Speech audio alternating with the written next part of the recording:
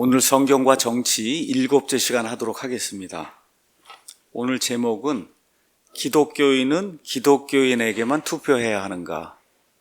오늘 제목이 좀 재미있어요. 우리가 이제 성경과 정치 이야기하면서 교회 다니는 사람들이 세상 정부에 선한 영향을 미쳐야 된다. 이제 이렇게 하니까 당장 나오는 그런 그 질문이 그러면 기독교인은 오직 기독교인에게만 투표를 해야 되느냐, 이런 질문이 나올 거 아니에요. 그래서 이런 것들을 이제 중심으로 해서 하나님께서 원하시는 것이 무엇인가 여러분에게 설명하는 그런 시간을 갖도록 하겠습니다. 제가 오늘 토픽을 이렇게 준비해서 이렇게 이분이 이야기한 것들을 쭉 정리하는 가운데 참 너무 감사했어요. 감사한 이유는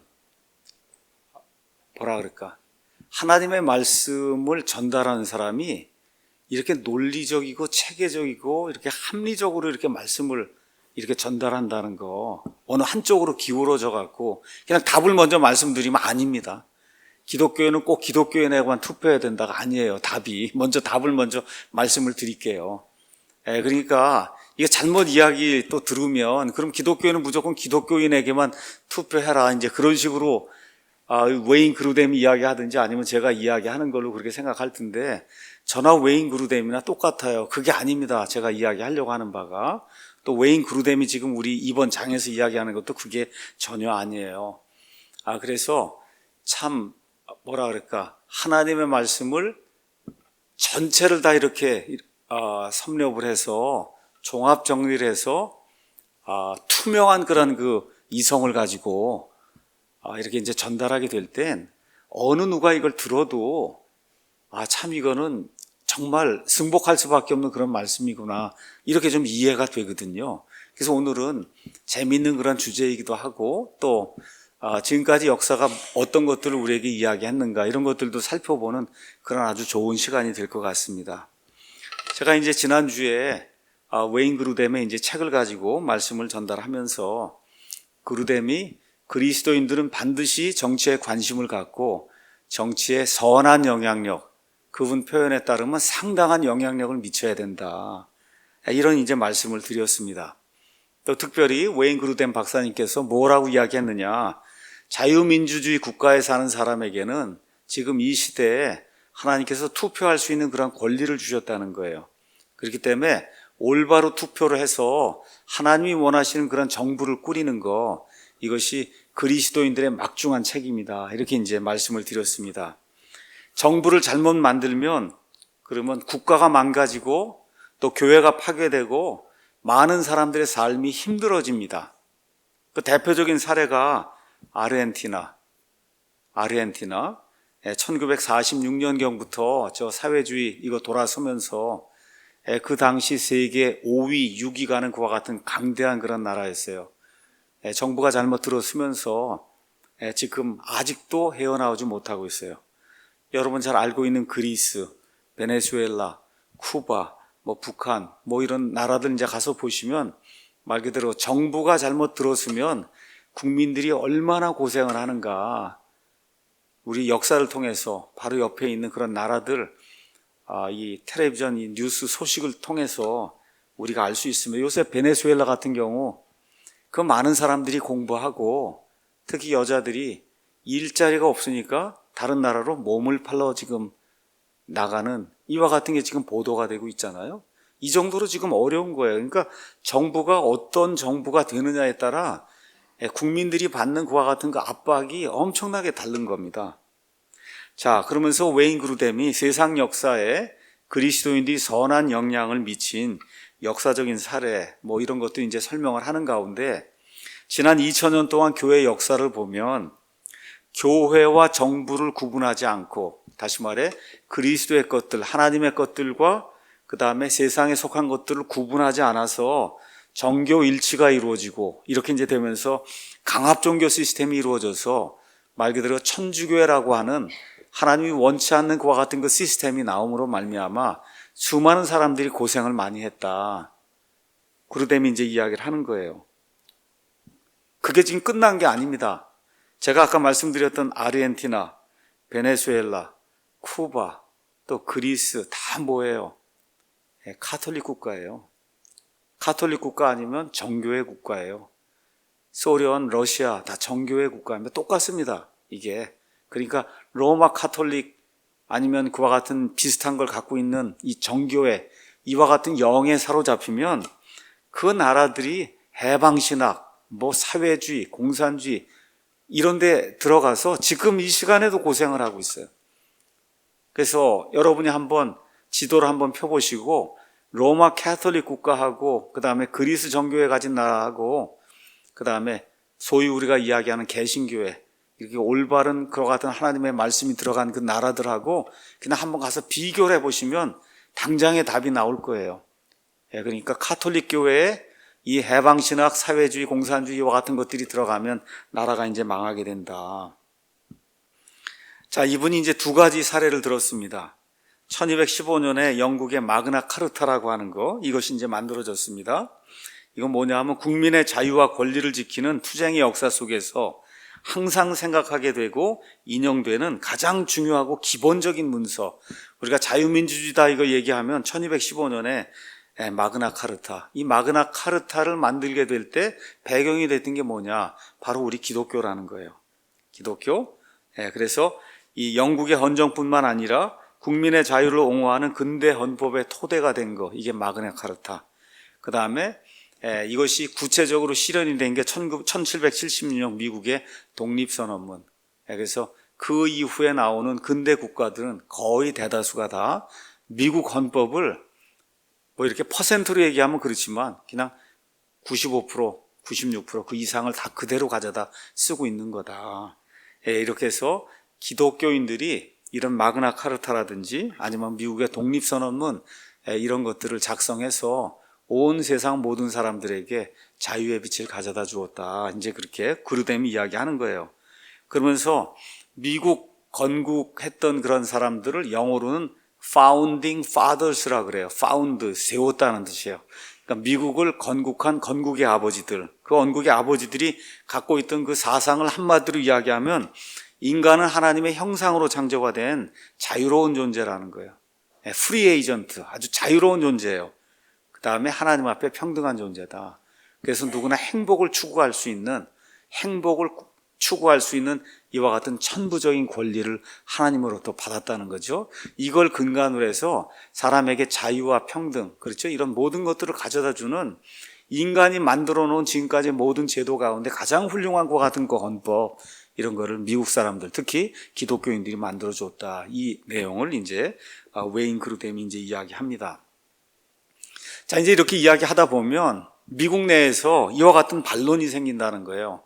그럼 미국은 기독교 국가냐? 저와 여러분이 지금 이제 이 정치 이야기를 하잖아요. 성경과 정치, 또 웨인 그루뎀이 이런 책을 이야기하면, 그럼 미국은 기독교 국가냐? 여기에 대해서 그루뎀이 이제 설명을 합니다. 설명을 하기 전에 몇 가지 이야기해야 될 게 있다. 자, 크리스찬들이 정부에 선한 영향력을 미쳐야 된다. 우리가 줄곧 이야기하는 거예요. 자, 그러면 이게 기독교 국가냐? 우리 한국이 기독교 국가냐? 아니면 미국이 기독교 국가냐? 여기에 대해서 먼저 대답을 해야 되는데 여기에 대해 대답하는 게 그게 쉽지 않은 일이다 해서 그루뎀이 9가지를 제시합니다. 9가지.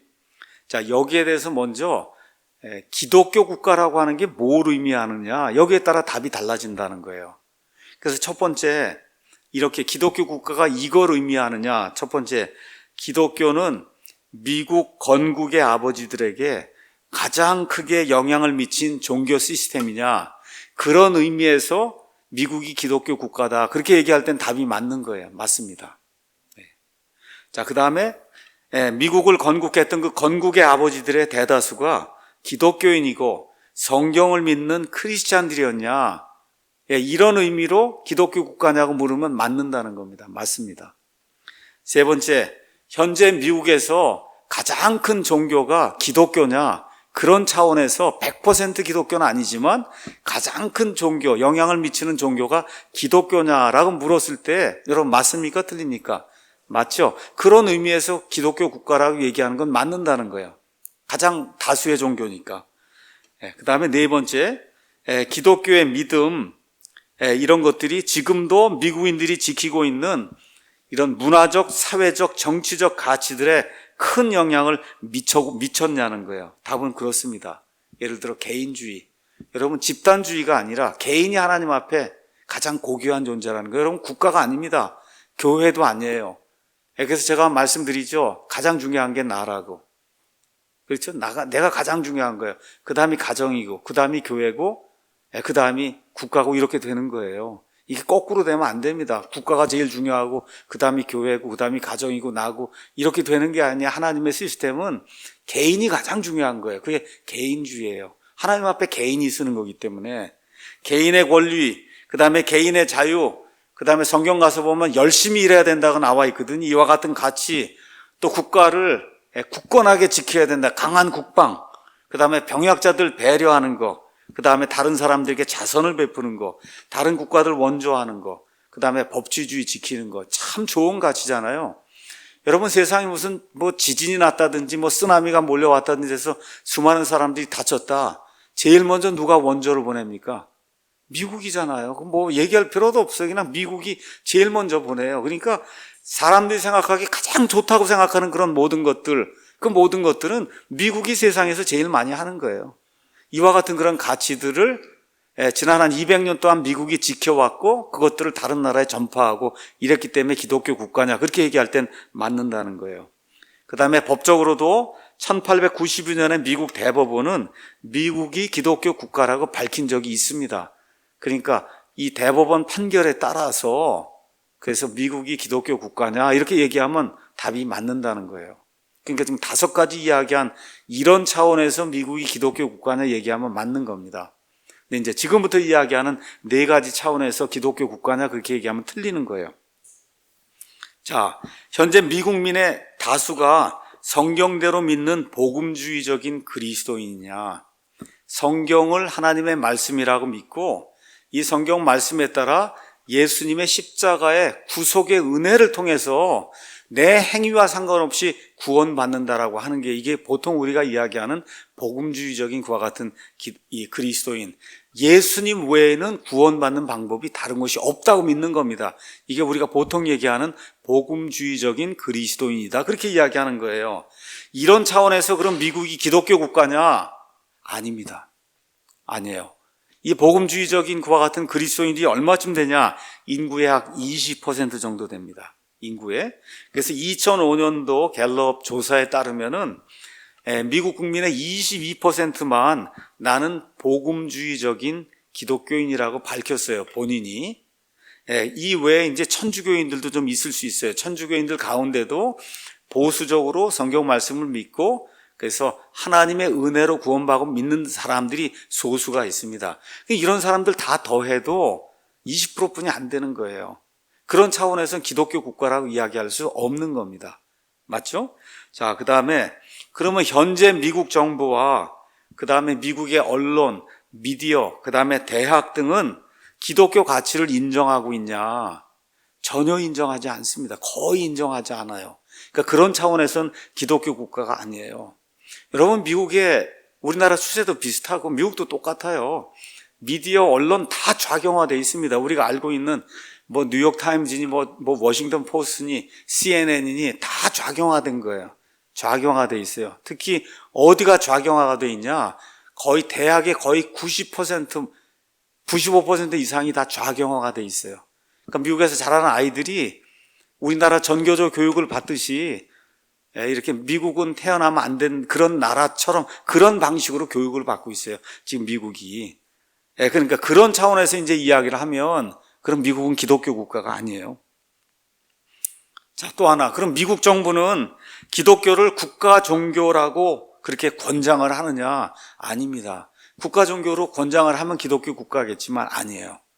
자, 마지막으로 미국 시민이 되려면 기독교를 미국 국가 종교로 받아들여야 되느냐? 믿음 고백을 해야 되느냐? 아닙니다. 그러니까 이런 차원에서는 미국이 기독교 국가가 아니에요. 그렇기 때문에 단순히 그냥 누가 와서 미국이 기독교 국가냐 그렇게 이야기할 때 yes, no 대답하기가 그렇게 쉬운 일이 아니라는 겁니다. 대한민국도 마찬가지죠. 지금 대한민국 헌법의 골격은 아마 지난번에 조갑재 씨 이야기 믿지 않는 분입니다.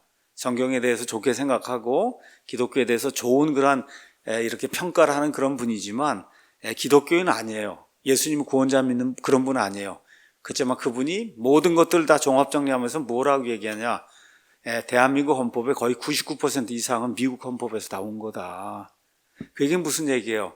여기 대한민국에 사는 사람들 예수님을 믿지 않고 기독교와 전혀 상관이 없어도 사실은 기독교가 가져다 준 그 가치 안에서 지금 살고 있는 거예요. 그러니까 이런 것들 저와 여러분이 기억을 해야 됩니다.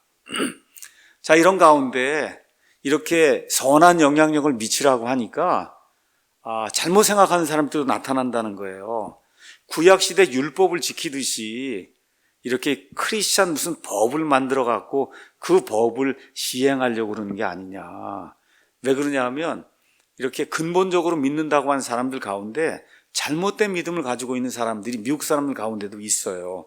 어떤 사람들이냐 하면 미국에 기독교 재건주의라고 하는 게 있습니다.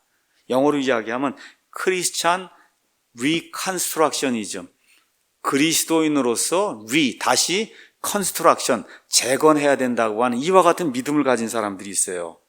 이런 사람들은 구약시대, 율법시대에 모세를 통해서 하나님이 신정정치를 폈듯이 그 구약시대 그 율법이 지금 이 시대 모든 사람들이 지켜야 될 그와 같은 시민법의 표준이 되는 거라고 생각을 하는 거예요.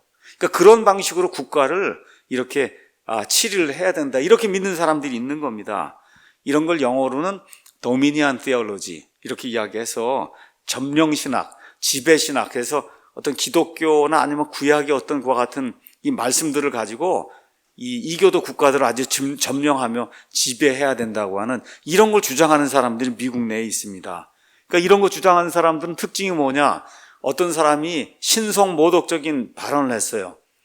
미국 사람들은 뭐 한번 찢어서 그러고 그러잖아요. 막 이렇게 그러잖아요. 욕을 하고 그럴 때 그렇게 욕을 하거든요. 그게 욕이에요. 이렇게 뭐 그러고 하면서. 그러니까 신성모독이잖아요. 신성모독을 하거나 간음을 하거나 동성애를 하면 지금 이 시간 사형을 시켜야 된다는 거예요.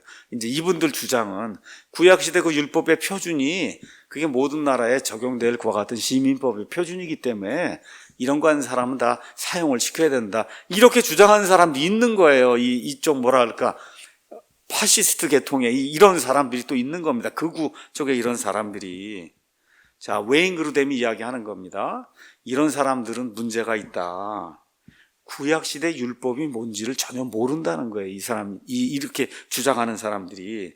또한 예수님께서 하나님의 것들은 하나님에게, 카이사르의 것들은 카이사르에게 해서 교회와 그 다음에 세상 정부를 예수님이 오셔가지고 쫙 나눠놨잖아요. 그렇죠? 이렇게 나눠놓은 그와 같은 그 사실, 다시 말해 신약시대가 이루어졌다는 그런 사실 자체를 모르는 거다, 그렇게 이제 이야기를 하는 겁니다.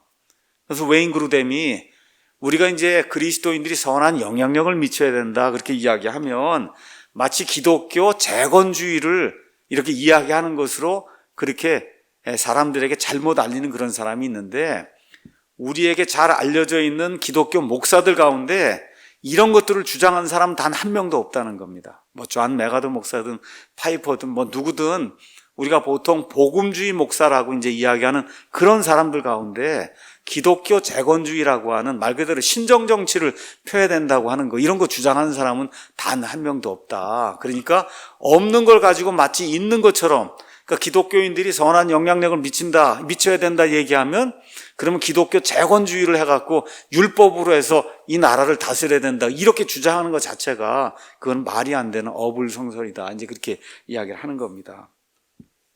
자, 그러면 오늘의 주제가 뭐라 그랬죠? 기독교인은 오직 기독교인에게만 투표해야 되느냐, 그렇죠? 이거에 대해서 이제 이야기하도록 하겠습니다.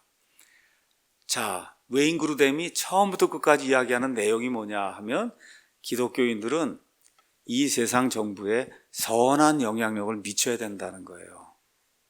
그러면 많은 사람들이 당장 생각하기를, 그러면 기독교인들은 기독교인에게만 투표해야 됩니까? 뭐 우리나라 같으면 자유한국당이 있고 저기 민주당이 있고 이렇게 있는데, 뭐 여러 개가 있잖아요. 여기 중에 뭐 정당 가릴 거 없이 기독교인이 나왔다 이거예요. 그러면 거기다 가서 투표를 해야 되느냐. 그렇게 이야기하는 거예요. 저한테도 이제 지난번에 제 옆방에 있는 젊은 교수가 이야기하더라고요. 왜 유승민을 안 찍냐고, 기독교인이. 그러더라고요. 그래서 내가 유승민을 왜 찍냐. 기독교인이라고 기독교인을 찍으면 되겠어요, 여러분? 아니잖아요, 그게. 그러니까 당장 와서 그러는 거예요. 왜 교수님은 기독교인이고 목사고 그런데 왜 유승민을 안 찍느냐? 그렇게 이야기를 하는 거예요. 여러분도 대답을 해야 될 거 아닙니까? 그렇죠? 왜 유승민을 안 찍느냐? 그렇죠? 예. 여러분, 기독교인이라고 기독교인에게 투표하라는 법이 없다는 얘기예요. 그 얘기를 지금부터 논리적으로, 합리적으로, 상식적으로 여러분에게 설명을 해드리겠습니다. 웨인 그루뎀이 뭐라고 얘기하나 답을 딱 얘기했어요. 나는 그렇게 생각하지 않습니다. 기독교인에게만 투표해야 된다고 나는 절대로 그렇게 생각하지 않습니다. 그렇게 이야기하는 거예요. 그러니까 답이 조금 좀 이상하잖아요. 그렇죠? 이걸 이제 지금부터 웨인 그루뎀이 이야기하는 그 내용이 뭔가, 지금까지 우리가 이런 이야기를 했는데 이게 사실은 가장 핵심적인 그런 내용이에요. 예를 들었습니다. 옛날에 우리가 잘 알고 있는 지미 카터라고 하는 미국의 대통령이 있었어요. 지미 카터, 조지아주의 땅콩 재배하고 이렇게 해서 나오면은 남침내 교인으로 또 주일에는 가서 주일학교 교사를 하고, 그래서 거듭난 그런 그리스도인이다. 이렇게 해서 언론 매체 이런 데서 막 선전을 많이 하고 이래갖고 우리나라에도 하여튼 지미 카터 그러면 엄청나게 훌륭한 그런 그리스도인, 이런 식으로 해서 우리에게 소개가 된 거 여러분 기억하시죠? 맞습니까? 예. 근데 1980년에 대통령 선거를 했잖아요. 그 대통령 선거에서 많은 복음주의 기독교인들이 지미 카터가 아니라 누굴 뽑았어요? 로널드 레이건을 뽑았다는 거예요. 그러면 지금 우리가 대답해야 되는 거예요. 아니, 지미 카터는 주일학교 교사도 하고, 그렇죠. 더구나 또 남침내 교인이고, 근데 왜 그 사람들이 로널드 레이건도 믿는다고 이제 믿음은 고백했지만, 이렇게 카터처럼 그렇게 믿는 걸로 그렇게 유명한 그런 사람은 아니었어요. 영화 배우도 하고 이제 그렇게 했지만, 물론 유튜브에 가서 보시면 로널드 레이건이 킹제임스 성경만이 하나님의 유일한 성경이다, 이렇게 고백한 그와 같은 영상이 올라와 있습니다. 그러니까 그런 차원에서 아주 훌륭한 그런 일을 했지만, 어찌됐든 1980년 투표를 했는데 미국의 대다수 복음주의 기독교인들이 누구를 뽑았냐? 로널드 레이건을 뽑은 거예요. 지미 카터가 아니라. 그 이유는 뭐냐? 로널드 레이건이 내건 정책이 카터의 정책보다 훨씬 더 보수적이고 좋았다는 겁니다. 그러니까 다시 말해 튼튼한 국방을 유지해야 된다. 경제정책을 바르게 해서 많은 사람들, 카터는 민주당이잖아요. 그리고 어떻게 나눠주는 거거든요. 무상하는 그런 걸 하고 했는데 그 식으로 계속 나가서는 안 된다는 겁니다. 그래서 결국은 복음주의 그리스도인들이 지미 카터를 뽑지 않고 로널드 레이건을 이제 뽑아서 카터는 한 번밖에 대통령을 하지 못했어요. 근데 그 이후에 어떤 일이 생겼어요?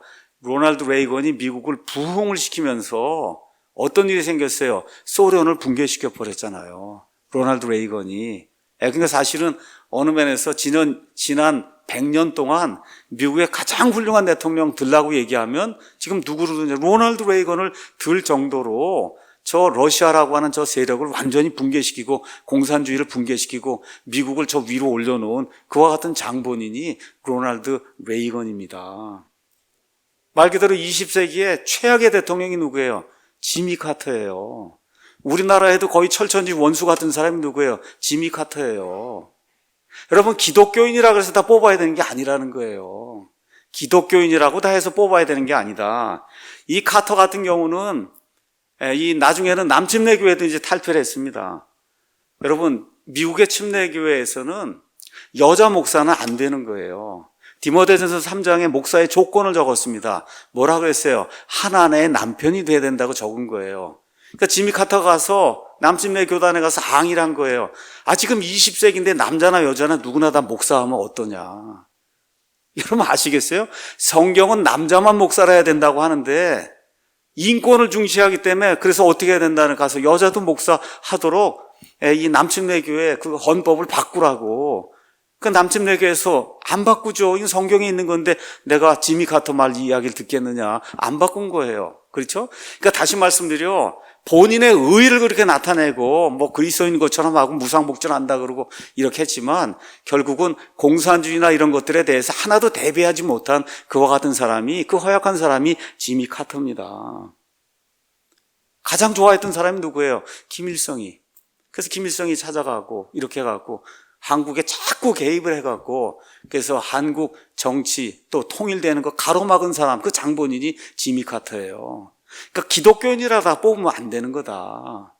기독교인이라고 다 뽑으라는 말이 아니다.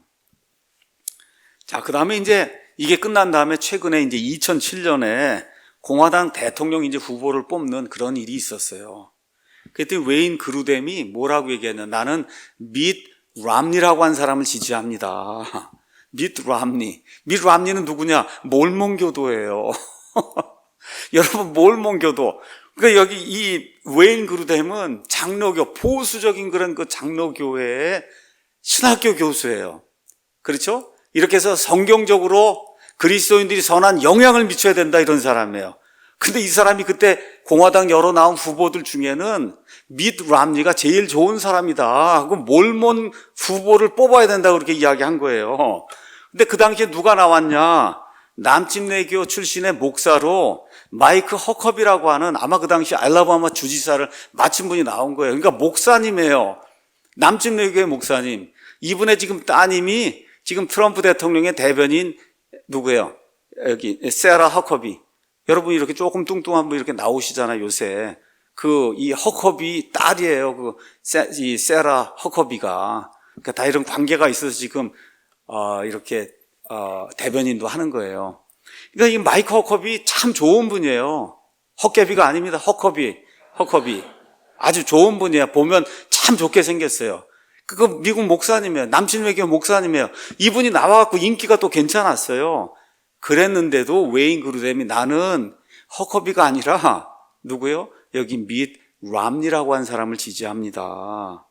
왜 그러냐? 정책을 비교해 보니까 여기 허커비 주지사보다 밋 람니가 내건 그 정책이 성경에 더 가깝다는 거예요. 더 보수적이고 미국 사람들에게 더 많은 자유를 주고, 그렇죠? 낙태, 동성애 이런 거 다 반대하고 정상적인 그런 삶을 만들 수 있는 그와 같은 정책을 밋 람니라고 한 사람이 내걸었기 때문에 이 사람이 기독교인이 아니라 해도 몰몬교도, 여러분 미국 사람들도 몰몬교도는 그렇게 좋아하지 않거든요. 그럼에도 불구하고 나는 이 밋 람니라고 하는 사람이 미국 대통령이 돼야 된다, 공화당 후보가 돼야 된다, 이렇게 이야기했다는 겁니다. 다시 말해 롬니의 신학적 믿음은 나하고 다르지만 그의 경제, 국방, 그 다음에 윤리, 도덕 이런 모든 것은 그것은 나와 동일하다는 거예요. 나와 동일하다는 얘기는 이 두 사람을 비교했을 때 이 사람이 더 성경에 가깝다는 거예요. 몰몬교도지만. 자, 그러면서 이렇게 이제 이야기하는 거예요. 웨인 그루뎀이 얘기하는 겁니다. 신학적으로 나는 람니의 믿음에 동의하지 않는다. 그리고 딱 얘기합니다. 이건 성경에 벗어난 믿음이다. 그러니까 몰몬교는 그리스도인이 아니다 얘기하는 거예요. 그냥 앞에다가 대고. 몰몬교는 그리스도교인이 아니다. 그렇게 딱 얘기하는 거예요. 그런데 몰몬교도들의 윤리, 도덕적인 그런 그 기준은 우리 기독교인들, 정상적인 그런 기독교인들의 기준하고 비슷하다는 거예요. 그래서 롬니가 내건 그와 같은 정책들을 하나하나 꼼꼼히 살펴보니까 이와 같은 크리스찬 밸류, 가치들을 다 반영하고 있다는 거예요. 동성애 반대요, 낙태 반대요, 생명 존중해요, 아주 좋은 그런 국방체계 이거 만들어야 된다 그래요. 또 경제를 살려야 된다 그래요. 그렇죠? 이렇게 해서 자유민주주의 시장경제 체제를, 이 사람이 몰몬이지만 성경이 이야기하는 게 가장 건접하게 이야기하기 때문에 이 허커비 주지사가 남침내교 목사로 좋은 사람임에도 불구하고 나는 장로교인이에요. 그럼에도 불구하고 나는 몰몬교도를 지지할 수밖에 없다. 이렇게 이야기했다는 겁니다. 다시 말해 기독교인이 어떤 후보가 나왔는데 그 사람이 복음주의자가 아니라 몰몬교도라 해도 보수적인 견해를 가진 사람을 지지할 수 있느냐? 웨인 그루뎀은 그렇다고 이야기하는 거예요. 그러니까 지금 우리나라식으로 얘기하면 우리나라 어떤 사람이 불교 신자예요. 근데 그 불교 신자는 그 사람이 가지고 있는 가치가 우리 기독교인이라고 해서 누가 나왔는데 그 사람보다 훨씬 더 이 성경의 가치에 근접해 있는 보수주의적인 그와 같은 사람이라면 그 사람을 찍어야 된다는 겁니다. 그 두 사람 중에 그 사람을 찍어야 된다는 거예요. 꼭 기독교인만 찍는 것이 아니라. 저는 아주 여기 이분이 이렇게 논리적으로 이렇게 제시하는데 굉장히 뭐랄까 마음이 기뻤습니다. 이게 얼마나 논리적이고 합리적인 거예요. 그렇죠? 그래서 그루뎀이 뭐라고 얘기하느냐. 복음주의 기독교인들이 나라를 기독교 국가로 만들려고 이렇게 비방한다고 하는 그런 사람들이 있는데 누가 그러냐 하면 저쪽 리버럴들이 그렇게 얘기해요. 선한 영향력을 미쳐라. 그럼 기독교인 뽑아갖고 나라를 기독교 국가로 만들려고 그러는 거 그렇게 얘기하는데 나는 뭐라고 얘기하냐. 그거 아니라고 얘기하는 거예요. 여러분 멋있지 않아요? 그거 아닌 거예요. 기독교인을 뽑아서 기독교 국가를 만들려고 하는 게 아니에요. 이 두 사람이든 세 사람 중에 평가를 해서 어떤 사람이 하나님의 가치를 더 잘 지켜줄 수 있는가, 그거 지켜줄 수 있는 그 사람을 뽑으라는 겁니다. 여러분 이해하시겠죠? 자, 기독교인들이 몰몬 후보를 지지할 수 있다는 것은 또 무슨 얘기냐. 미국식으로 얘기하면 보수적인 유대교인이 나왔단 말이에요. 그럼 그 사람을 지지할 수 있다는 거예요. 유대교는 기독교가 아닙니다. 구원받지 못한 사람들이에요. 그렇지만 거기서 기독교의 가치를 지켜주는 그와 같은 사람들이 뭐 대법관 후보가 나오든 대통령 후보가 나오면 유대교인이 대통령이든 대법관 해도 아무 문제 없다는 거예요. 다시 말해 기독교인은 아니지만 하나님이 인간에게 주신 이와 같은 절대적인 도덕적, 윤리적 이런 기준을 믿고 지키려는 그런 사람들을 우리 그리스도인들은 얼마든지 지도자로 뽑을 수 있다는 겁니다. 자, 그러면서 또 하나 예를 들었어요. 자기가 이제 애리조나 주에 사는데 이제 주지사를 뽑아야 된다는 거예요. 그래서 얼마 전에 주지사 이제 뽑는데 자기는 누구를 또 지지했냐. 몰몬교도 후보로 나온 사람이 맷 셀몬이라는 사람이 나왔는데 이 사람을 주지사로 뽑아야 되겠다고 투표를 했다는 거예요. 근데 투표 결과가 어떻게 되냐. 이 사람이 낙방을 했어요. 그리고 반대로 보수적인 걸로 알려져 있는 공화당의 어떤 후보가 이제 됐다는 거예요. 근데 어떤 문제가 생겼냐. 나중에 낙태 반대법이 이렇게 올라오니까 그래서 이게 주지사 하겠다고 해서 공화당 후보로 나온 그 사람이 낙태 반대법이 올라오면 찬성을 해야 될 거 아닙니까? 그걸 믿고 기독교인들이 투표를 해준 거 아니에요. 그래서 낙태 반대법이 오니까 거기서 부결을 시키더라는 거예요. 반대로 이게 몰몬교의 사람이 했으면 그럼 어떻게 돼요? 이거를 가결을 시켜서 반대법이 통과되도록 그렇게 했다는 거니까 이게 몰몬교냐 뭐냐 이런 것이 중요한 것이 아니라 그 사람이 가지고 있는 그와 같은 그 사상, 정체성 이런 모든 것들이 하나님이 우리 성경에 이렇게 제시하고 있는 그런 기준들에 100% 만족시키는 사람은 없잖아요. 누가 더 근접해 있느냐, 그렇죠? 그 사람에게 투표를 해야 된다는 거예요. 그래서 이분이 이제 이렇게 이야기합니다. 기독교인들은 기독교인 후보에게만 표를 줘야 되냐? 답은 명백하게 아니라는 거예요. 그러면서 뭐라고 얘기해요? 성경을 봐라. 성경을 한번 봐라. 성경에 이런 구절이 있냐는 거죠. 정부 관료가 되면 기독교인이 되어야 된다. 이런 구절이 있냐? 있습니까? 없습니까? 없다는 거예요. 없다고 얘기하고는 또 구체적인 예를 지금부터 이제 보여주기 시작하는 겁니다. 하나님이 쓰신 위대한 사람들 중에는 불신자도 굉장히 많았다. 제일 먼저 나오는 그 불신자 누구예요? 요셉 당시의 파라오. 요셉을 구해줬습니다. 요셉을 구해줬는데 그 파라오가 결국은 수많은 사람들 기근으로부터 구해내잖아요. 그렇죠? 그건 뭐예요? 하나님의 뜻이잖아요. 사람을 구하는 게. 근데 그거를 요셉이라고 하는 그런 사람을 볼 줄 아는 그런 눈이 있어서 좋은 신하를 둠으로 말미암아 수많은 사람을 살리는 그런 좋은 일을 했잖아요. 그렇죠? 이와 같은 일들 파라오가 하나님을 믿지 않았음에도 불구하고 하나님의 일을 했다는 거예요. 하나님의 가치를 가지고 기근해서 사람을 구출하는 그런 일을 했다는 겁니다. 페르시아의 고레스 대왕 믿지 않는 사람이에요. 근데 유다민족 그 사람들이 바빌론 포로 생활 끝나고 돌아갈 수 있도록 그렇게 하나님의 명령대로 실천하는 그런 사람이 됐다. 또 그 이후에 페르시아의 다리오 왕이 나옵니다. 예루살렘 성전 건축하는 거 지원하도록 그렇게 만들었어요. 또 여러분과 제가 잘 알고 있는 에스도 왕비, 또 누가 있어요? 모르드게. 그 당시 왕이 누구예요? 페르시아의 아하수에로 왕이거든요. 그 사람이 유대인들, 그때 유대인들이 멸절됐으면 끝난 거예요. 없는 겁니다. 그렇죠? 마귀가 이 하만이라고 하는 그런 사람을 동원해서 전 세계에 있는 유대인들을 다 멸절시키려고 하는 그와 같은 악한 일을 펴려고 할 때 이 아하수에로와 하는 하나님을 믿지 않는 불신자를 사용해서 하나님께서 선한 일을 행한 그와 같은 일이 있다는 거예요. 자, 이게 끝난 다음에 또 뭘 이야기하느냐? 한번 신약 시대를 한번 봐보자. 자, 초대 신약교회가 살던 그런 시대를 우리가 뭐라고 얘기하냐면 팍스 로마나 그렇게 얘기해요. 로마의 평화가 지속이 되던 그런 시대라는 거예요. 그러니까 그 당시에 왕들이 사람들에게 평안을 가져다 주는 그런 정책을 폈기 때문에 기독교가 온 세상에 전달될 수 있는 그와 같은 길이 마련이 됐다는 겁니다. 매일 싸우고 산적들이 있고 도둑들이 있고 이렇게 되면 기독교가 어떻게 전달이 되냐는 거예요. 그렇죠? 믿지 않는 그런 불신자들을 사용해서 평화를 유지하는 그런 정책, 그렇죠? 강건한 것과 같은 국방력을 가지고 이렇게 하게 될 때 하나님의 일이 이렇게 진척되는 이런 일이 역사적으로 나타나지 않았느냐. 그러면서 또 이런 이야기를 합니다. 미국 건국의 아버지들의 대다수는 기독교인이에요. 맞습니다. 근데 기독교인이 아닌 사람도 있어요. 그 중에 제일 유명한 사람이 누구예요? 벤자민 프랭클린. 그렇죠? 그 다음에 토마스 제퍼슨. 토마스 제퍼슨 3대 대통령까지 한 분이에요. 이분들은 어떤 걸 믿었냐? 온 우주를 설계한 설계자가 있다는 걸 믿었어요. 이 설계자가 없이 어떻게 이게 생길 수 있느냐? 그건 믿었어요. 그런데 예수님을 통해서만 구원받아야 된다고 하는 그 사실은 믿지 않았어요. 이 벤자민 프랭클린이나 아니면 여기 토마스 제퍼슨이나. 근데 제퍼슨 이제 3대 대통령이 됐는데 헌법 6조에 이렇게 썼어요. 공무원이 되는 데 있어서 종교적 믿음 시험을 할 필요가 없다. 믿느냐 안 믿느냐 이것 때문에 공무원 되냐 안 되냐 이런 거 할 수 없다는 거예요. 그러니까 이런 방식을 통해서 하나님께서 믿지 않는 자들, 지금식으로 얘기하면 복음주의적인 그리스도인이 아닌 사람들도 하나님이 선하게 쓰셨다. 그래서 디모데전서 2장 2절 가서 보니까 사도 바울을 통해 뭐라고 그래? 하나님께서 왕들을 위해서 기도해라. 거기 나와 있는 왕은 꼭 믿지 않는 사람이, 믿는 사람이 아니잖아요. 그렇죠? 그 당시에 왕들은 특별히. 그런데도 불구하고 하나님의 일을 진척하는 그와 같은 하나님의 사역자 종.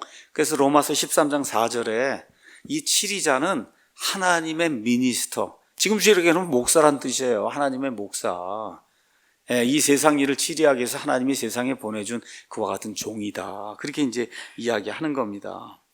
자, 그래서 이 롬니 이야기를 이제 웨인 그루뎀이 하면서 이렇게 얘기해요. 밋 람니는 몰몬교도지만 보수적인 견해를 지닌 아주 좋은 사람이었다. 근데 어떻게 됐어요? 복음주의 기독교인들이 롬니를 배척을 했단 말이에요. 그 결과가 뭐로 나타났어요? 오바마로 나타난 거예요. 오바마. 그냥 말을 나불나불하고 이렇게 이제 하는 그런 사람으로 나타나서 8년 동안 미국이 침체 겪고 이슬람 들어오고, 그렇게 또 어떻게 됐어요? 가장 중요한 게 same sex marriage, 동성 결혼을 오바마가 합법화 시켜놨잖아요. 그렇죠, 여러분? 이런 일이 생긴 거예요. 지난 8년 이 트럼프 전에 이런 람니나 이런 좋은 그런 보수적인 견해를 가진 사람들을 기독교인들이 뽑질 않고 그냥 나와서 말 잘하고 이런 사람 이제 뽑아 놓으니까 이제 이렇게 이제 된 거거든요. 자, 그러고서 8년 지내고 나니까 어때요? 정신을 차린 거죠. 이렇게 가다간 망하겠구나. 그렇죠? 이렇게 이제 하니까 여러분 힐러리 클린턴도 자기가 공공연하게 뭐라 그러나 감리교인이라고 그러잖아요. 저기 빌 클린턴하고 난 감리교인이다. 그러면 감리교인 뽑아야 될 거 아닙니까? 근데 이번엔 그리스도인들이 다 단합을 해서 누굴 뽑았어요? 트럼프를 뽑았잖아요. 그 트럼프를 지금 뽑고 나서 지금 2년, 3년 지나니까 국가가 어떻게 돼요? 그냥 쫙 올라가잖아요. 그렇죠? 모든 게 전 세계 최고로 올라가지 않습니까? 경제도 좋아지고, 그렇죠? 일자리 많아지고, 그래서 강력한 그런 나라가 되고 하는 그런 일이 미국 내에 지금 생긴 거예요. 저는 개인적으로 트럼프는 예수님 믿지 않는 사람이라고 봐요. 다만 뭐라고 생각하냐? 크리스찬의 가치를 지키려고 노력하는 사람이다. 그게 뭐야? 보수주의자이기 때문에. 어머니에게 그렇게 교육을 받았기 때문에 이러한 그 뭐랄까 하나님이 계신다는 걸 인정한다고 믿어요. 저는 그렇게 믿어요. 그럼에도 불구하고 이제 옛날에 인터뷰 같은 데 이런 데 가서 보면 예수님의 십자가의 그 피로 말미암아 구원받느냐 뭐 이런 얘기하면 그때 이제 쭈물쭈물하고 이제 얘기 안 하고 이제 그렇게 얘기를 해요. 이제 그런 걸로 봐서는 우리가 보통 얘기하는 본어게인 크리스찬은 아니에요. 그럼에도 불구하고 지금 미국의 어느 면에서 가장 훌륭한 그런 대통령으로 자리매김할 수 있는 그런 찬스가 지금 온 거거든요.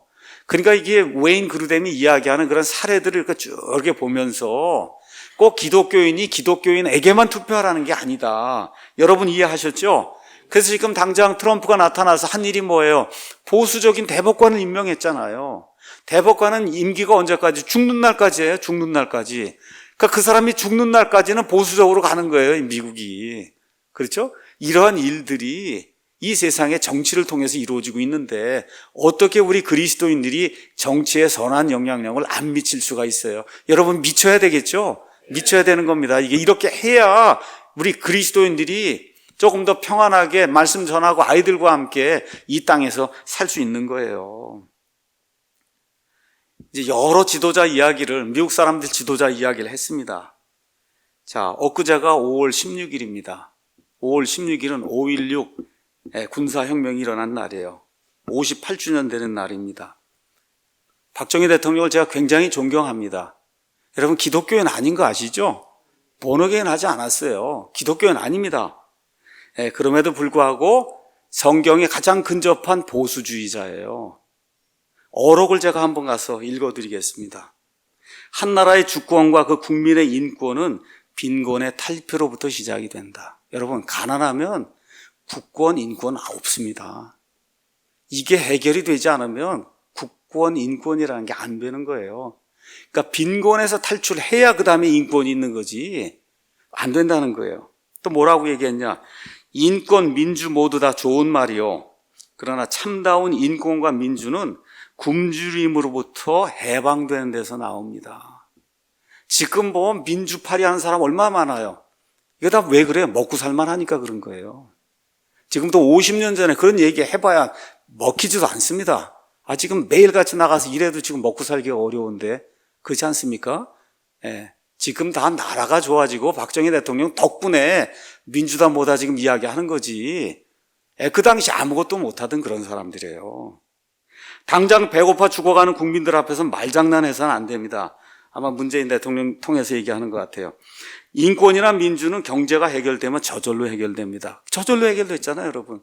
그렇지 않습니까? 두고 보시오. 모든 결실은 나보다 오래 사는 세대에게 돌아갈 것입니다. 박정희를 역사에서 지우려고 해도 대한민국은 처음부터 끝까지 온 천지 모두가 다 박정희의 유사입니다.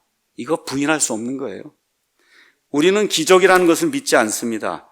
땀 흘려 일하면 일한 만큼의 노력의 대가와 보상이 있다는 것, 우리는 그것을 믿을 뿐입니다. 맞습니까?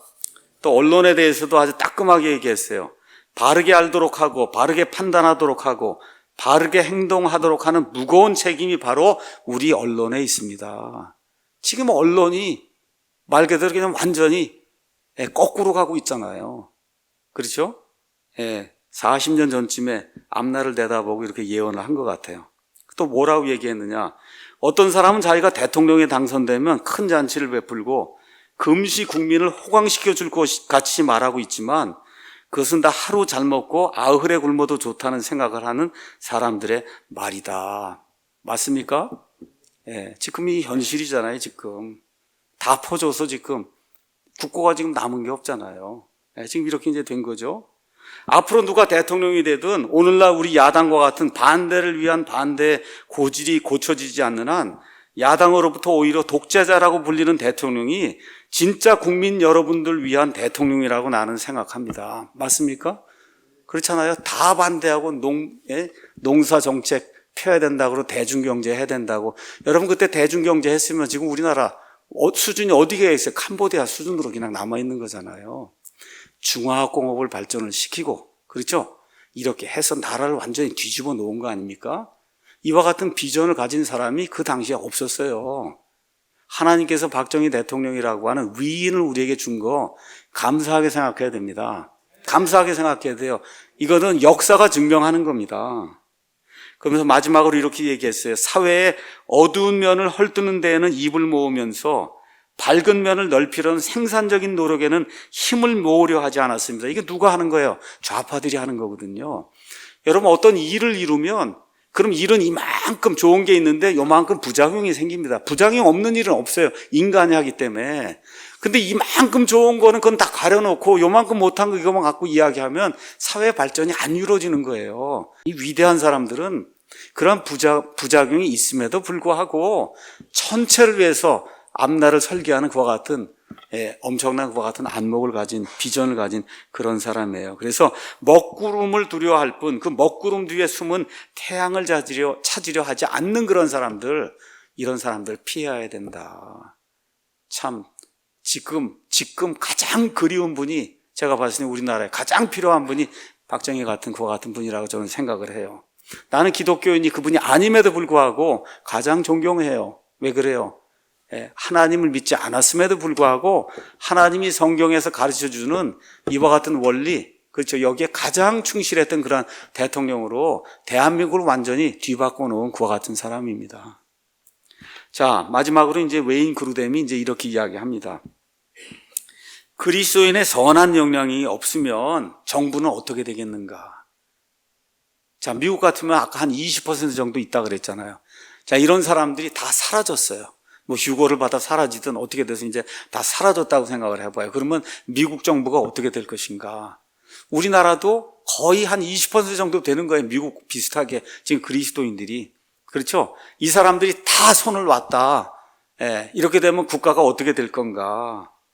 뭐라고 얘기해요? 선한 영향력이 없어지는 거잖아요. 그렇죠? 그럼 몇 년 지나지 않아서 지금까지 우리 사회가 절대적으로 선하다고 여기던 그런 모든 가치들이 다 붕괴가 될 거라는 거예요.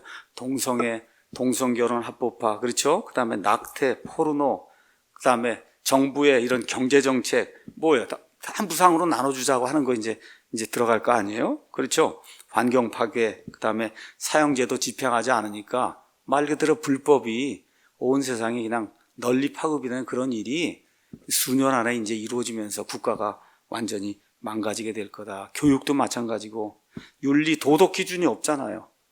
그게 지금 포스트 마더니즘이잖아요. 윤리 도덕 기준이 없어요. 나 좋으면 되는 거야. 남이 뭐라고 얘기하든. 그렇죠? 이런 걸로 해서 기독교의 가치를 다 잃게 되면, 여러분 한번 생각해 보세요. 기독교의 가치를 잃는다는 건 뭐냐? 헌법이 바뀌는 거예요. 헌법을 바꾸는 거예요. 미국 사람들도 기독교인들이 없어지면 잘 됐다 그러고 뭘 하겠어요. 헌법 개정합시다. 그렇죠? 이렇게 하면서 뭘로 가는 거예요? 전체주의, 독재 정부로 가서 정부가 다 국민을 이렇게 압제하는 이와 같은 시스템을 만들게 되는 거예요. 우리나라가 지금 거의 거기 와 있는 겁니다, 여러분. 그렇기 때문에 우리 기독교인들이 정신을 차려야 되는 거예요. 정신을 차려야 되는 겁니다. 지금 거의, 지난번에 시도해다가 헌법 개정이 지금 안 됐잖아요.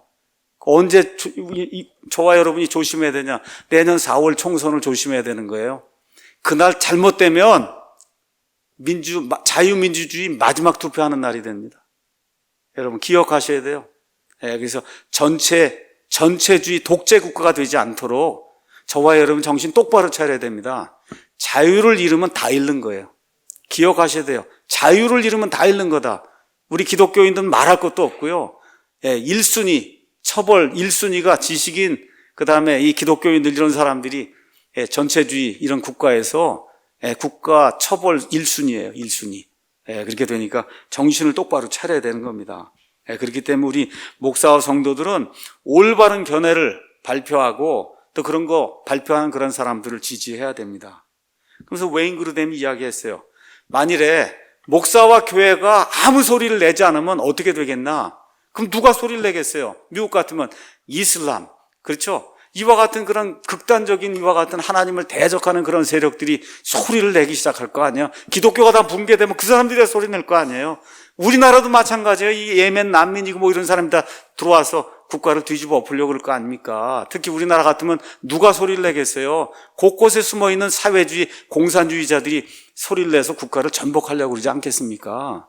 그렇기 때문에 목사와 교회가 올바른 소리를 내야 된다. 그래서 그리스도인들이 바른 목소리를 내야만 민주주의 국가의 도덕, 경제, 국방 등이 제대로 유지될 수 있는 거예요. 이 세상의 통치자는 성경 가서 보니까 뭐라고 돼 있어요? 마귀라고 돼 있어요. 마귀가 세상 권력을 쥐고 있는데 여기에 그나마 지금 저항하고 있는 그 세력이 누구예요? 기독교인들이에요. 교회예요. 교회가 손을 탁 놓으면 완전히 마귀 세상이 되는 겁니다, 여러분. 마귀 세상이 되는 거다. 그래서 이 땅에 사는 한 우리는 세상의 빛과 소금으로서의 역할을 단단히 감당을 해야 되는 겁니다. 기독교인들이 가만히 있으면 다른 악한 세력이 정부를 뒤흔들 거예요. 마지막으로 목사의 책임에 대해서 그루뎀이 이야기합니다. 자, 목사가 이제 이런 이야기를 하니까 책을 읽어보니까 맞는단 말이에요. 웨인 그루뎀이 얘기하는 게. 그 이제 그루뎀한테 얘기하는 거예요. 박사님 이야기를 들어보니 박사님 이야기가 맞습니다. 그렇죠? 이제 그리스도인이 정부에 선한 영향을 미쳐야 된다. 이걸 내가 알게 됐습니다. 근데 그걸 내가 가르칠 필요가 있을까? 난 목사니까 영혼 구원에 대해서만 가르치면 되는 거 아니냐. 이거 가르치면 정치 목사라고도 사람들이 그럴 거고. 그러면서 여기 아예 그렇게 썼어요. 미국 같으면 이 교회 안에 공화당도 있고 민주당원도 있는데 내가 어느 한쪽이 옳다고 이렇게 이야기를 하면 교회가 나뉘지 않습니까? 지금 우리나라 지금 안고 있는 문제 똑같은 문제잖아요. 이거 얘기하면 자유한국당 찍으라는 거냐. 그렇죠? 이런 얘기를 하는 거예요. 근데 자유한국당이든 뭐든 그건 제가 그 얘기를 하는 거 아니에요. 여기 이분도 그 얘기하는 거 아니에요. 웨인 그루뎀이 이렇게 이야기하는 거예요. 뭐라고 얘기하냐. 목사의 책무는 참으로 어려운 책무다. 쉬운 일이 아니라는 거예요. 그러면서 뭘 얘기하냐. 정치에 영향을 미치는데도 여러 가지 방법이 있다. 실제 정치 참여하는 것도 있고 글 쓰는 것도 있고 그렇죠? 그냥 교회에서 어떤 사람은 노래하고 교사로 섬기는 그런 사람도 있고 여러 가지 은사 가진 그런 사람도 있고 종류가 많이 있다는 거예요. 그럼에도 불구하고 목사, 하나님이 교회에 선물로 주신 목사는 반드시 정부가 뭐 하는 기관인가 여기에 대해서 가르쳐야 되고 그 다음에 정부가 세우는 법이 하나님의 법, 하나님의 마음에 일치하는가 일치하지 않는가에 대해서 기본적인 틀은 가르쳐야 된다는 겁니다. 기본적인 틀은 가르쳐야 된다. 그 이유가 뭐냐? 목사가 좋아해서 가르치는 게 아니라는 거예요. 그 이유는 뭐냐? 성경이 그걸 이야기하기 때문에 가르쳐야 된다는 거예요. 성경이 정부에 대해서 올바른 법에 대해서 이런 것들이 지켜져야만 그 안에 사는 사람들이 하나님의 뜻 가운데서 평안하게 살 수 있다고 성경이 이야기하기 때문에 그래서 목사가 이 성경에서 이야기하는 정부와 그 다음에 법을 지키는 거에 대해서 가르쳐야 된다. 또 뭐라고 얘기하냐. 이런 거 가르치면 목사가 정치 목사다. 어떤 친구가 저보고 그러잖아요. 국회의원도 나와갖고 뭐 하려고 그런다 그러고. 이런 비방을 이제 받는 거거든요. 그런데 그루뎀이 뭐라고 얘기하냐. 논쟁거리가 된다고 해서 목사가 이것을 거부하면 그러면 목사의 책무를 거부한 거라는 거예요. 또 성경이 분명하게 이 인간의 자유를 보장해주는 그와 같은 헌법 체계 이거를 지켜야 될 것 같은 책무를 그리스도인 교회에게 줬는데 교회가 나 몰라라 하고 그걸 내팽개치고 이렇게 해서 국가가 전복이 되거나 이렇게 되면 그러면 그거 역시 하나님이 미워하시는 그런 죄라고 하는 사실 이거를 그루뎀이 명백하게 이야기하는 거예요. 그래서 논쟁거리라고 해서 올바른 것을 고수하는 거 이걸 거부해서는 안 된다는 겁니다. 다시 말해 동성애, 낙태 이런 문제가 나오면 교회가 한 목소리로 아닙니다 이렇게 얘기해야 되는 거고 미국은 그렇지 않지만 우리나라 같은 경우는 지금 공산주의 사회주의가 나오면 교회가 안 됩니다 하고 얘기해야 되는 거예요. 맞습니까 여러분? 이거 해야 되는 거 이걸 이게 논쟁거리다 우리 교회 안에는 민주당도 있고 뭐도 있고 이래서 안 된다 이 얘기 안 됩니다. 이거 해야 되는 겁니다 여러분. 이 사람이 듣든지 안 듣든지 목사와 교회는 하나님이 원치 않는 건 아니라고 이야기를 할 수 있는 그와 같은 용기를 가져야 된다는 거예요. 뭘 얘기했냐? 사도 바울을 보라는 거예요. 사도 바울이 쉬운 문제만 다루지 않았다는 겁니다. 쉬운 문제만 다루지 않았다. 그래서 사도행전 20장에 가서 보니까 여기 사도 바울이 에베소 교회 장로들을 이제 부른 다음에 이야기하는 내용이 거기 이렇게 기록이 되어 있어요. 26절에 장로들 다 모아놨습니다. 그러므로 내가 이날 너희를 데려다가 증언하게 하거니와 내가 모든 사람의 피로부터 깨끗하다. 에베소 교회에 가서 내가 전한 거 하나님이 하라는 거 다 했기 때문에 그래서 깨끗하다. 이는 내가 지금까지 회피하지 아니하고 하나님의 모든 계획을 너희에게 밝히 말하였기 때문이다. 말 그대로 에베소 교회에 사는 사람들이 동성애에 빠져 있고 이렇게 하면은 바울이 동성애는 안 된다고 얘기했다는 거예요. 그걸 얘기 안 해서 어떤 사람이 그 동성애에 빠지면은 그럼 본인이 나중에 하나님 앞에 가서 회개보고 해야 되는데 나는 그런 것에서 깨끗하다는 거예요. 무슨 얘기? 다 얘기했다는 겁니다. 여러분, 사람이 다 동성애하고 하는 그런 문화 속에 사는데 예를 들어 동성애는 안 됩니다 그 얘기하기가 얼마나 어려운 거예요. 그렇죠? 바울은 쉬운 것만 얘기하지 않았다는 거예요. 어려운 것까지 다 얘기했다는 겁니다. 만일 이 시대에 대한민국 지금 이 시점에 사도 바울이 산다고 얘기하면 뭐 얘기하겠어요? 공산주의 사회주의는 안 된다고 이야기할 겁니다. 여러분, 안 되는 거예요. 기독교하고 정 배치가 되는 마귀 시스템이기 때문에 안 된다고 이야기해야지. 그게 하나님의 사람입니다. 여러분, 그게 교회예요. 이런 것들을 꼭 우리가 기억을 해야 된다. 여기 나와 있는 하나님의 모든 계획에는 올바른 정부와 그 다음에 올바른 하나님의 법에 대한 모든 것이 포함이 된다는 거예요. 그래서 그루뎀이 뭐라고 이야기하느냐, 다른 사람이 내 의견에 동의할까, 이걸 묻지 말고 내가 이야기하는 게 성경에서 나온 것인가, 목사와 교회는 그것만 가지고 판단해야 된다는 거예요. 근데 학연, 지연 뭐 이런 인연 다 끊어버리고 내가 지금부터 믿는다고 하고 가르치고 이렇게 하는 모든 것이 성경에 근거한 것인가, 그러면 지켜야 된다는 겁니다. 말해야 된다는 거예요. 이 그루뎀이 그렇게 이야기하는 겁니다. 자, 그 다음에 이제 그리스도인들의 의무에 대해서 이야기하고 이제 마치겠습니다. 자, 지금 우리나라가 왜 이렇게 되느냐? 왜 이렇게 되느냐? 여기 그루뎀이 얘기해서 그리스도의 의무가 있다 그랬어요. 선한 영향력을 미치려고 한 의무가 있다. 그 의무가 뭐냐? 바른 정보를 잘 듣고 잘 모으고 바르게 투표해야 된다는 거예요. 그러니까 지금 우리나라가 어려운 건 정보가 어떤 게 옳고 그른지 정보를 모르니까 박근혜 대통령 뭐 탄핵한다 뭐 수십 가지 수백 가지 다 나왔지만 뭐해야 다 100% 거짓말이잖아요, 여러분.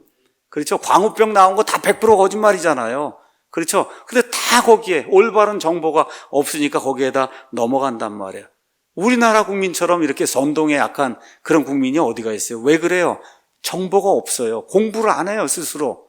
공부를 안 하기 때문에 누가 뭐라 그러면 일리 쏠렸다가 일리 쏠렸다 이렇게 왔다 갔다 이제 하는 이와 같은 일이 이제 생기는 거예요. 우리나라에서는 기억해야 될 게 있어요. 일단 어떤 사람이 좌익인데 좌익이 나와서 뭐 얘기했다 그러면 믿지 않아야 됩니다, 여러분. 일단 나와서 좌익이 뭐 얘기했으면 안 믿어야 되는 거예요. 이게 그리스도인들이 첫 번째 해야 될 일입니다. 어떤 사람이 좌익 사상을 가지고 있다, 나와서 뭘 얘기한다 이거예요. 그러면 안 믿으면 되는 겁니다. 우리 그리스도인들은 안 믿어야 되는 거예요. 마귀의 특징이 뭐냐? 마귀의 특징은 거짓말의 압입니다. 거짓말을 제너레이션 만들어내는데 선수예요. 그게 좌익이에요. 그걸 기억하시고 우리 그리스도인들은 절대 좌익이 뭐 이야기하는 건 믿으면 안 되는 거예요. 아주 깨끗한 겁니다. 그렇게 안 믿으면 되는 거예요.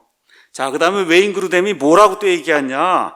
그럼 이런 문제를 해결하려면 교회 소그룹 모임에서 이런 것들을 의논해야 된다는 거예요. 여러분, 얼마나 멋있어요. 이런 무슨 동성애 문제나 보다가 나오면 얘기를 해야 된다는 거예요. 공산주의, 사회주의 이런 문제가 나오면 교회 소그룹에서 공산주의 뭐고 사회주의는 뭐고 동성애는 뭐고 낙태는 뭐고 다 이렇게 서로 이야기하는 그런 시간을 가져야 된다. 그래서 올바른 정보를 교인들이 가지고 올바른 투표해야 된다는 거예요. 제 얘기 아닙니다. 이게 웨인 그루뎀이 이야기한 거예요. 자, 그 다음에 마지막으로, 그러면 투표 올바르게 하는 거 이거 말고 다른 거 뭐가 할 수 있느냐? 자, 지금까지 우리가 누리는 자유, 이 자유를 위해서 수많은 사람들이 희생했다는 겁니다. 맞습니까, 여러분? 그렇기 때문에 우리가 그와 같은 사람들의 희생을 기억하면서 사회의 약자들, 다음 세대 사람들, 이런 사람들을 위해서 많은 투자를 해야 된다. 이렇게 이와 같은 시스템이 지켜질 수 있다. 그렇게 이제 이야기하는 거예요. 결론의 말씀 드리겠습니다. 지금까지 이야기한 여러 가지 이유들 때문에 교회와 목사는 국가정부의 여러 정책에 대해 옳고 그른 것을 가르쳐야 된다는 겁니다. 우리 교회는 그 일을 하고 있어요. 가르쳐야 되는 거예요. 근데 이게 개인의 의견에 기초해서 가르치는 게 아니라 성경 말씀에 근거해서 가르쳐야 된다는 거예요. 그래서 이제 다음 장부터는 성경이 정부에 대해서 뭐라고 얘기하냐. 그렇죠. 낙태에 대해서, 그렇죠. 동성애에 대해서, 이 환경 문제에 대해서 그 다음에 전쟁이 일어나면 국가를 지키는 거에 대해서 성경이 뭐라고 얘기하냐는 거예요. 이런 것들을 하나하나 조목조목 이제 가르치게 될 겁니다. 그럼 성도는 어떻게 해야 되냐? 바른 정보를 듣고 모으기 위해서 애를 써야 되고, 그러려면 책을 읽어야 되고, 지금 같으면 유튜브를 좀 들어야 돼요. 가끔씩 좀 들어야 됩니다. 텔레비전에서 나오는 건 거의 다 가짜라고 보시면 되잖아요, 지금. 맞습니까?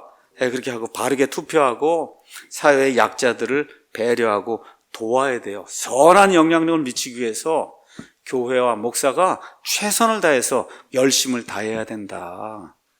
이것이 오늘 웨인 그루뎀이 우리에게 전달해 주려고 하는 그런 말씀입니다. 여기까지 하고 마치겠습니다.